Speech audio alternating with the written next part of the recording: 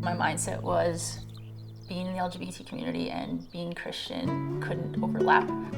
I have to be one or the other. I couldn't combine them. So I decided to see if I could find some of the answers I was looking for.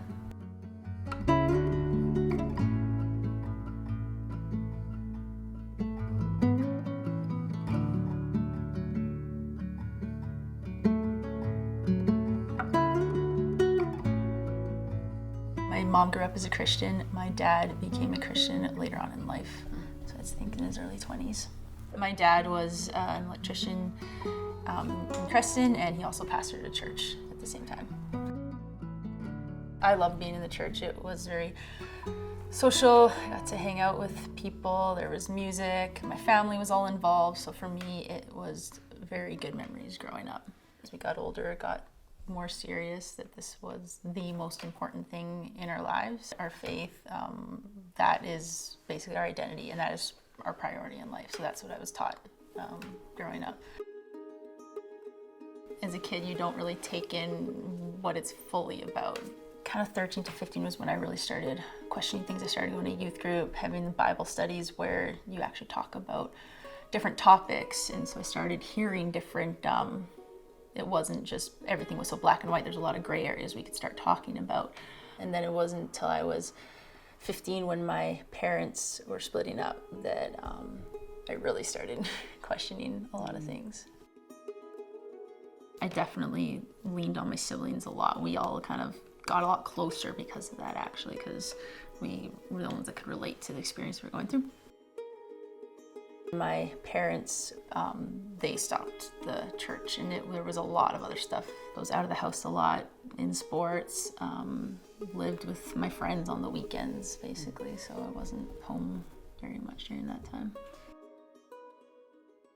That was when I first started realizing I was interested in girls. The way that my friends would talk about their crushes on boys and whatever, that I'm like, oh, I get that, but differently.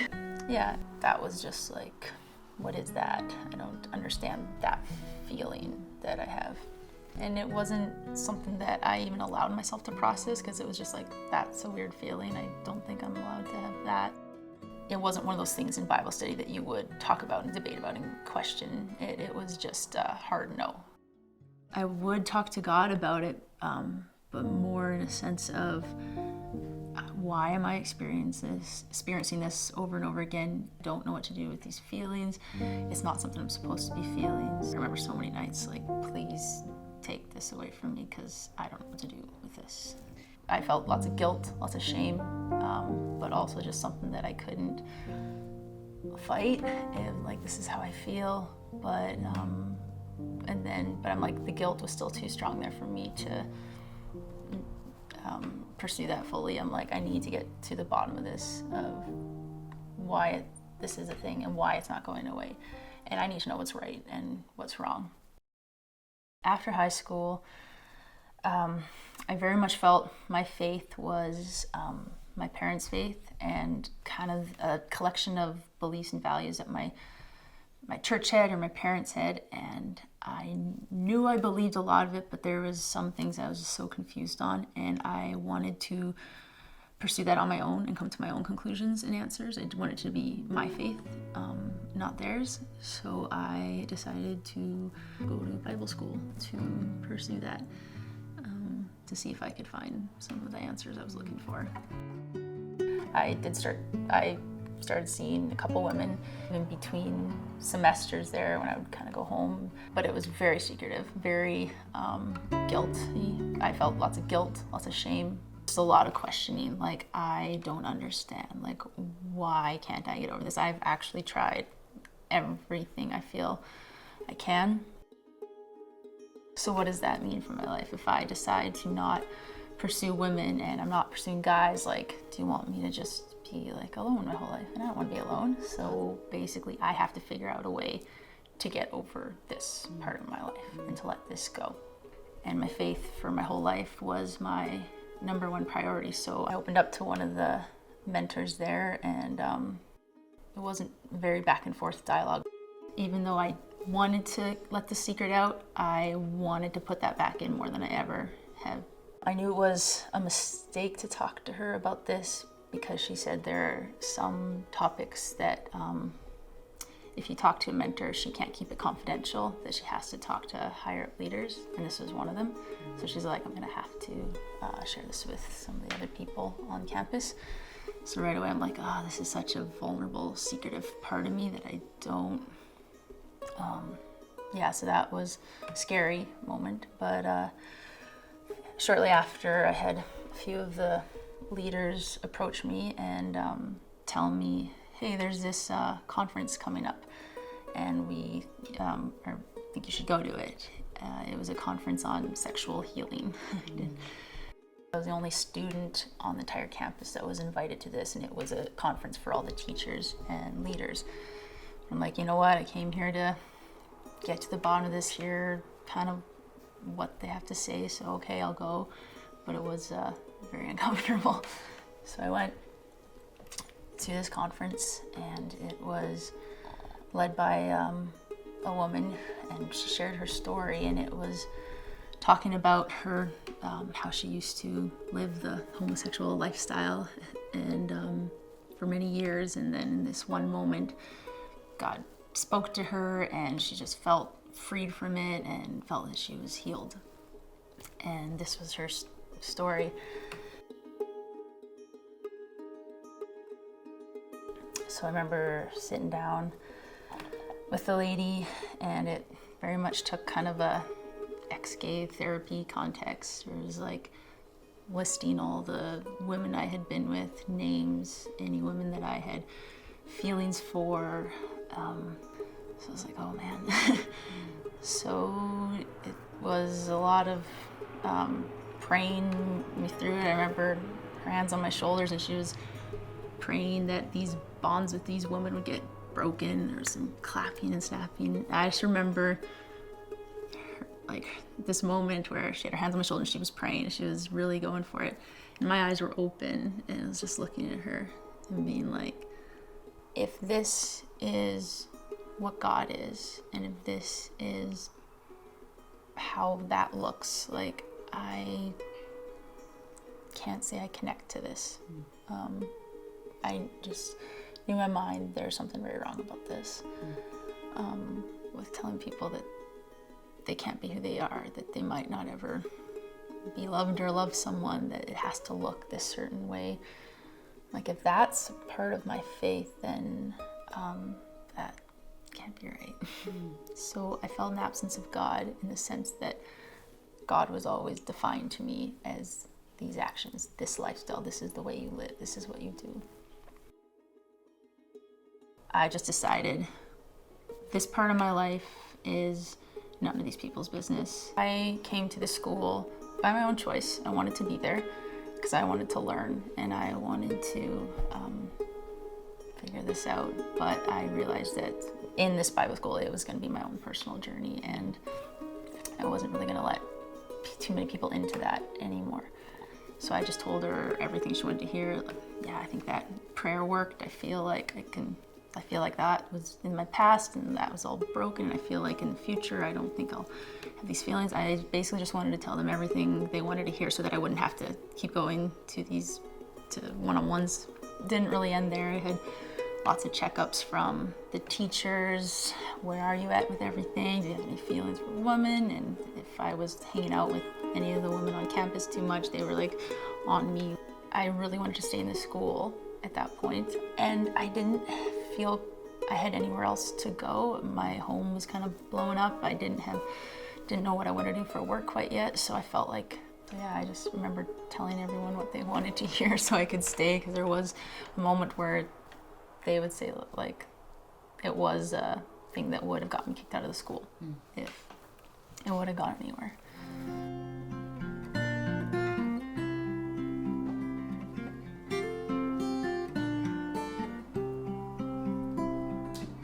Music for me was always how I connected spiritually, even if I couldn't really understand the theology or I always could come back to music, and even if I was just playing my guitar by myself, it just feels like all the debates, all the things that I've been confused on over the years, the things that I just can't understand and been frustrated with, it just kind of all goes away, and it's just a moment of peace where I can just play and know that everything's okay and that I'm loved.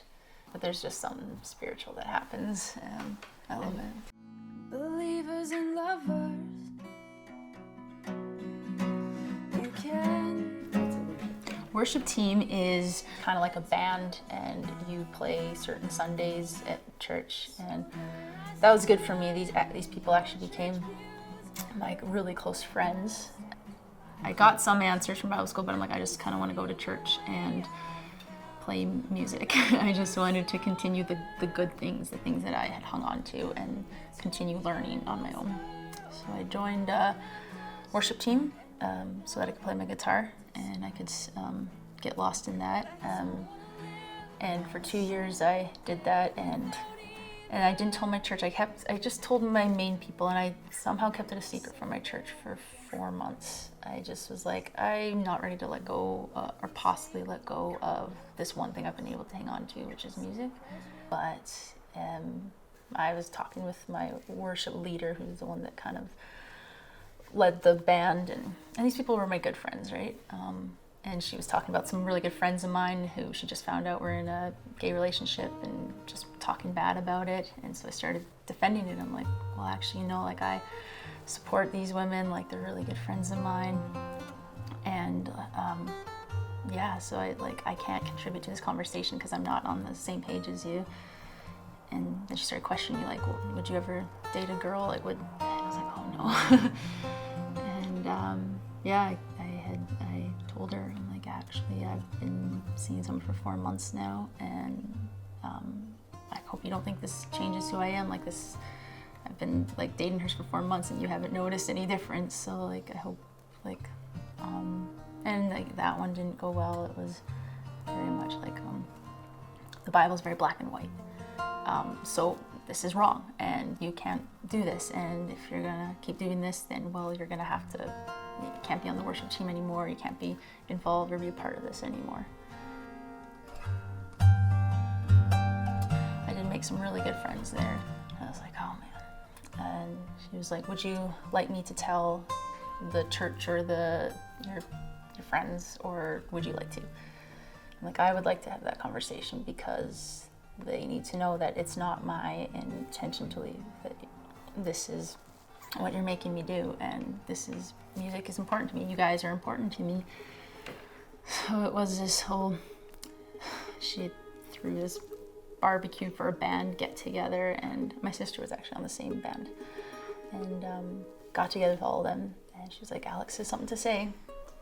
I'm like, so it was this really humiliating moment of me having to announce and forcefully come out to these people and be like, look, I don't want to leave. This is the situation, and this isn't something that's changing about me anymore. And I felt good to say, because up till then there's a lot of confusion of like, but I had some confidence there that I knew I could overlap my faith and my sexuality. So just saying like, this isn't something that's gonna go away, where I'll go away for a bit, get healed from, and come back to worship. I'm like, this is staying, and I don't want to leave, but this is what they're making me do. And no one really said anything. I stood up and I left, and my sister stood up and left with me, and that was awesome. And so I left the school with no direction, but didn't want to go back to my home. I wanted to start somewhere new, so I moved up north with my dad and my sister and my brother in Fort McMurray.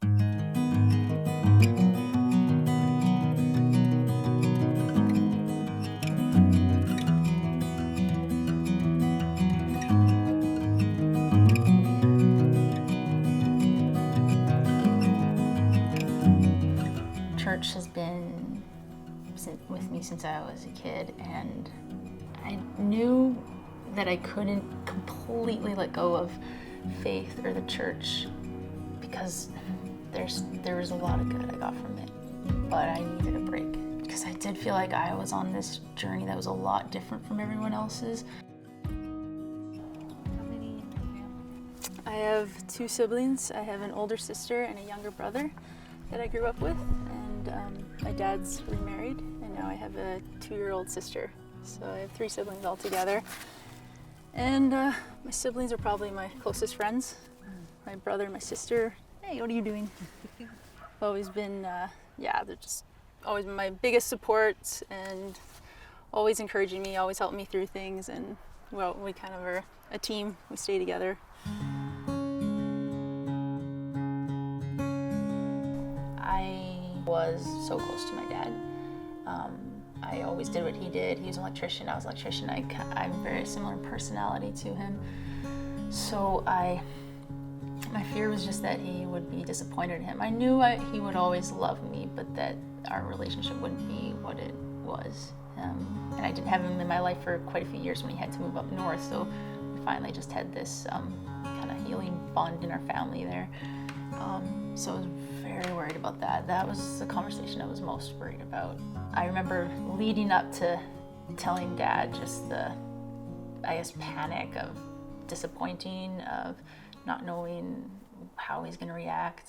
I remember being an electrician, I was always up in these lifts and wiring stuff, and I remember one day I had to just like sit down in my lift and just like let the panic and the breathing just stop, because I knew that conversation was coming soon. I remember sitting down and just being like, Dad, like, I just told him how it was, like, Dad, I'm interested in women. This is something that's been a part of my life since I was 15, and it hasn't gone away. And and I'm actually like seeing someone now, and it didn't go well. His breathing got heavy. It was just very like, this isn't right. Like, this is like, I feel this was very much a talk to him. And then when I told him about me, it became very personal, and he had to process it in a very different way. It wasn't these people out there doing these things, it was his daughter. And it was very personal now. A lot of times it gets blamed back on the parents. If you didn't have a good relationship with your parents, a lot of times it's like, sorry if it was because of this or this, and then he suggested counseling. Actually, there's counseling for this that you can go to. I was like, oh, I've been there, done that. So it was very hard. It left with him being like, no matter what, I love you. So it wasn't as bad as some stories where kids are like completely kicked out of their homes and stuff. But it was huge. It was a huge moment. After all this build-up, to finally tell him all these years. I'm glad I did. I ended up meeting someone, and it was love. And after a couple months of dating this girl, he started seeing a change in me. He realized I was more confident. I was more me. I wasn't insecure anymore. And he saw the joy I had with this girl. And yeah, he was just like, you know what, this is gonna be hard for me, but I wanna be open-minded. I wanna process this. I wanna learn. So even though it was the hardest journey with my dad at first, he came very quickly from absolutely against it to tolerating, to accepting, to like fully loving it. And now I'd say he's one of my biggest supporters, right there with my siblings.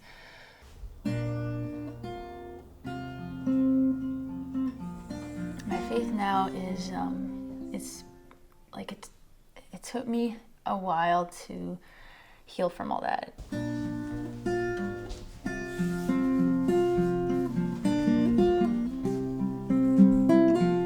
don't pray much anymore. On occasion I will.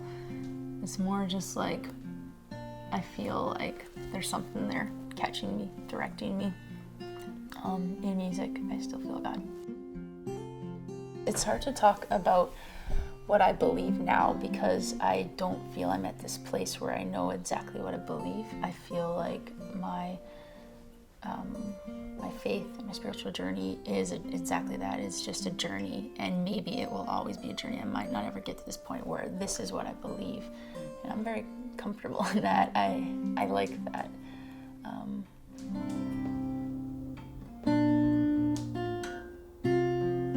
People who knew me at 23 or before that, I was quiet, I was insecure, I was confused, I was shy. And to now, I'm 27 now, they say that I'm a completely different person, and I would say that too, because I have a lot of confidence in who I am now, and and being in love with a woman and finally being able to, just express that and be fully who I am. Well, like I can't go back there, and I won't. Could have been God. It could have been just me knowing myself and my feelings, and always being taught that these two things can't overlap, but really feeling like they did for me. After that, there was this new confidence in me that I could finally actually be who I was for the first time.